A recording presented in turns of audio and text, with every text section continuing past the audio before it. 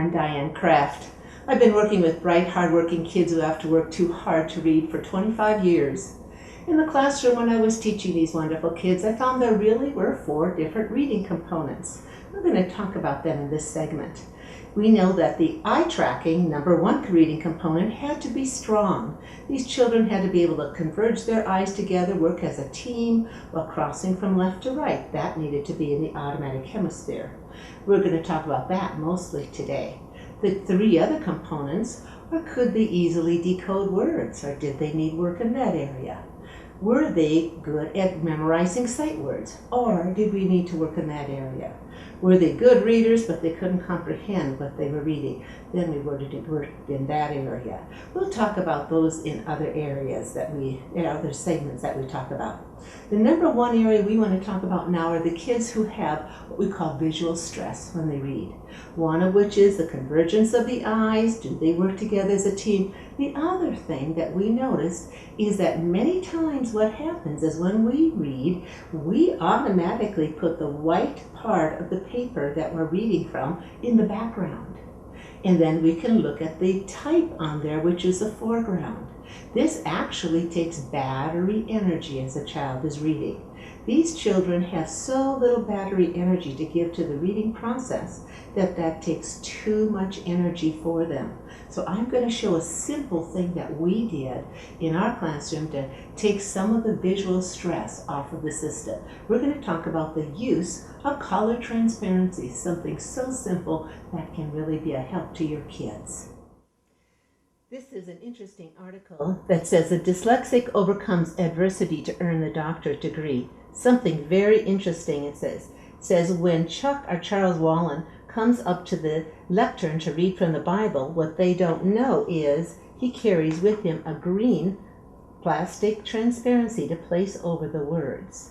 Congregation members, it says, seldom notice this, but for him, this is as necessary as glasses or hearing aids would be to someone else. Wallen, he said, is dyslexic. Even with the green plastic, which helps him read better, he said letters continue to jump all over the page. One of the things my students said, Mrs. Kraft, you have to do the brain integration therapy for him, because when we do the brain integration therapy, we stop the letters from jumping around. But the green color for him took some of the stress off so they didn't jump around as much until the brain integration therapy would work. He says something interesting. In past years, dyslexics often were regarded as slow learners because they transposed letters when they were read. He said, I wanted to read from the bottom up and back to front. He said, you feel kind of freaky. What is happening with the green? Why would the green color transparency work? Because there's battery energy involved with reading. We have to take battery energy to put the white in the background and read just the foreground dark. When we put a color transparency that's dark, it evens the playing field and they can read longer. Even my children found that the blue color transparency helped the most. It's the one they would carry around with them, and they would say, oh, did you notice? This is a magnifying glass. For them, it not only magnified the words, helped them to be 3D, they said that they could see the words without having them crowd together. In other words, the spaces between the words were larger for them. Sometimes we just get a blue-green because that can help. Other times kids like the gray. So in the order of how my students liked them, number 1, the blue was by far the most popular. The next was the green, then blue, green, or gray. You can try any one of them. We can't just get them at Office Depot because those folders don't have the integrity to the colors that's going to change. So we're going to talk about what's going on. In the eye, in the retina of the eye, we have cones and rods. Cones are for acuity. That means to see things very sharply. Rods are for light and dark adaptation. Interestingly, in the animal kingdom, the pigeons only have cones for acuity. Owls only have rods for light and dark adaptation. We have both.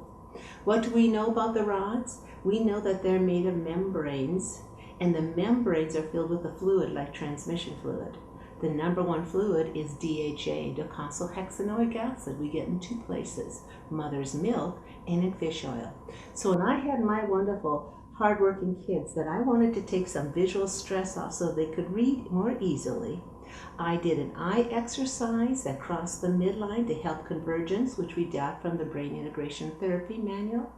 And then I used essential fatty acids in the protocol amounts that Dr. Jacqueline Storti talks about to feed the retina of the eye. So by the end of the year, they didn't need these transparencies. So I do the brain integration therapy and the biology behavior CD set that you'll see, and that has that on it, or you can find it in some of the articles that we've written about that are for free right on our diannecraft.org website.